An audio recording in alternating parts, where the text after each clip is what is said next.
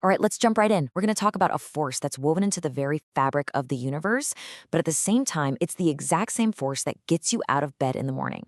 Yeah, we're talking about intention. I know, that's a huge question, right? But just stick with me for a second. What if the fundamental principles that kicked off creation are the exact same ones that decide whether or not you actually stick to that new diet? Okay, before we get too cosmic, let's bring it back down to earth for a minute. From a psychological point of view, intention is really just the blueprint for our behavior.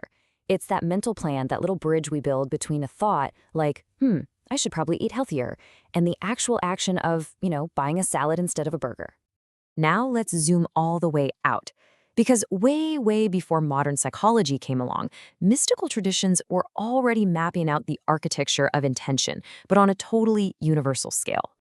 So, in Kabbalah, you've got this idea that all of creation is basically a constant dynamic tension between two core forces. On one side, you have Kesed, which is this infinite, expansive, just pure giving energy. And on the other, you have Gevura, which is the total opposite. It's about contraction, discipline, setting boundaries. It's what gives everything shape. You need both. Too much of one and poof, nothing can exist. And this brings us to this absolutely mind-blowing concept called Zimzum. The idea is that for creation to even happen, the infinite, all-encompassing divine presence had to intentionally pull back, to contract itself to make a space for something else to exist. So get this, the very first act of creation wasn't a big bang outward, but a purposeful, intentional withdrawal inward. It was an act of restraint. And here's the kicker. Here's why that matters to us.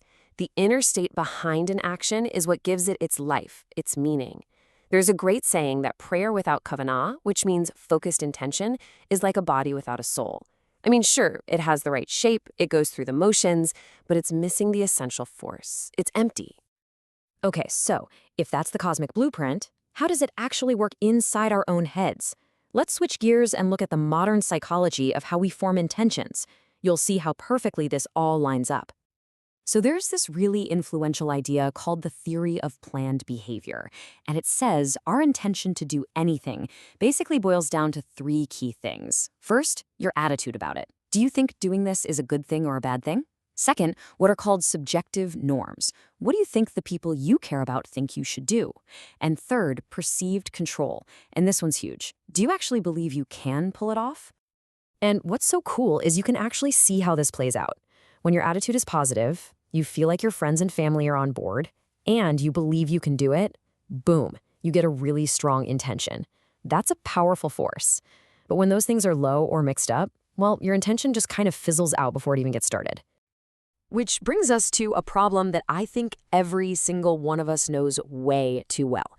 I'm talking about that frustrating, sometimes maddening gap between what we intend to do and what we actually end up doing. Yep, this is it. This is the New Year's resolution that's dead by February. It's the I'll start my diet on Monday that turns into next Monday and the Monday after that. It's that empty space between the person we want to be and the person we are right now. The Kabbalistic sources have this just perfect metaphor for it. If your deep down underlying intention is pointed in the wrong direction, even if you don't realize it, it doesn't matter how hard you slam on the gas pedal. All that effort is just taking you further away from where you really want to be. And of course, psychology has a whole checklist for why we fail. Sometimes it's obvious stuff, like we don't have the time or money. Other times it's social pressure or just our own emotions getting the best of us. And past failures can haunt us, making us believe we can't succeed. We even get tripped up by assuming we know what other people intend, and we're often wrong.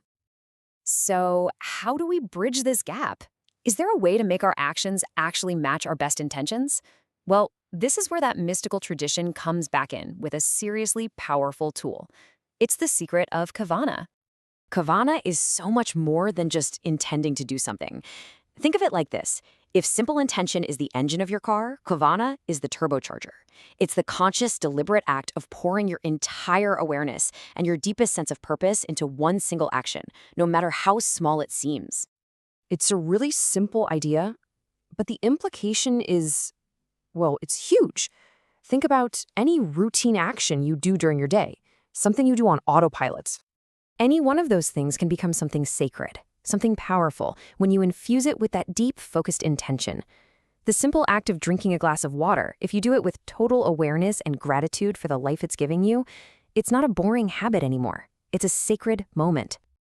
And we all know this intuitively, don't we? The quality of our inner state literally gets baked into whatever we're doing. A cake made with love and care just tastes different than one that was slapped together. You can feel the intention. It becomes a real ingredient in the final product. So here's the big takeaway, the bottom line. Intention isn't just some fluffy thought floating around in your head. It's a real, active force that we can learn to aim and use, blending this ancient wisdom with what we now know about how our own minds work. And just look how practical this gets. That giant cosmic idea of Tsimtsum, divine contraction, well, for a leader, that's knowing when to shut up and step back to let your team have space to grow. Chesed, that expansive energy, that's just good mentorship, giving praise. And Gevurah, the boundary setter, that's about being clear with your standards. It's a complete, balanced model for being a great leader. So in the end, it all comes down to this.